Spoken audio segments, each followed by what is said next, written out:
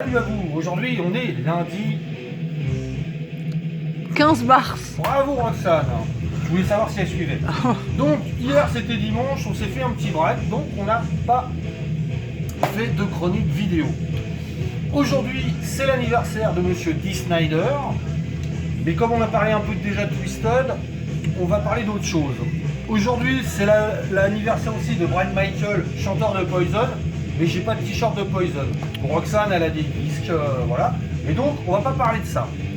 On va parler de Monsieur Mike Muir, parce que Monsieur Mike Muir, en fait, son anniversaire c'était hier. Et du coup, ça va faire plaisir aux fans de thrash, de metal, de hardcore, de punk, parce que Mike Muir, c'est monsieur de Suicidal Tendencies.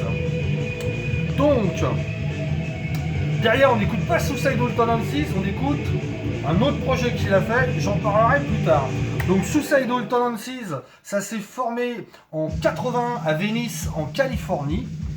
Et en 83, ils vont sortir cet album sur un label qui s'appelle Frontier Records.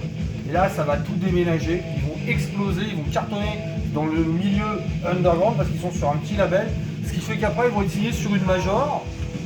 Et ils vont monter une autre étape, c'est qu'ils vont sortir Join the Army en 87. Donc il y a entre 83 et 87, il y a 4 ans qui se passent. C'est ça, je me plante pas. Tu comptes bien, Tank. Bien. Et donc, ils vont faire Join the Army. Et en parallèle, monsieur Mike Muir, il va rejoindre des potes de Venise qui s'appellent No Mercy. Donc on a du mal à lire, mais bon, ça s'appelle No Mercy. Ouais. Quand on regarde le look, c'est un peu à la Suicidal. À Venise, il y avait Excel, il y avait Beowulf, il y avait plein de groupes. C'était une scène vraiment typique autour de Suicidal. Donc la musique, ça rentre dedans, ça pète la gueule. Malheureusement, ils ont fait qu'un album. Par contre, ça a permis à monsieur Mike Muir de prendre le guitariste de No Mercy, monsieur Mike Clark, qui va rester pendant longtemps dans Suicidal. Après, pour des problèmes d'alcool et autres soucis, il a été mis sur la touche. Enfin passons, en attendant Suicidal, ça existe toujours. La preuve, ils ont mis le feu au Download, ils ont mis le feu au Hellfest, ça a défoncé sa race. Ils ont sorti donc pas mal d'albums entre eux. En 87 aussi, ça va être l'arrivée de Robert Trujillo, qui est devenu maintenant le bassiste de Metallica. Ils vont sortir, alors le premier album, j'ai oublié de dire, avec monsieur Trujillo, cet album-là va être réenregistré en 93, ça va s'appeler Still Psycho After All These Years. Ça sera ça va être réenregistré en fait, avec une pochette plus ou moins similaire, du moins plus large. Moi j'ai eu la chance de voir Suicidal Tendencies sous cette formation-là, c'est-à-dire la formation où il n'y avait que des Chicanos, mis à part monsieur Rocky George. Je les avais vus en Belgique parce qu'ils passaient pas en France à l'époque. Super concert, c'est la première fois qu'ils passaient en Europe, ça défonçait, c'était énorme. Donc Suicidal, l'aventure elle continue, quand ils passent ils mettent le feu.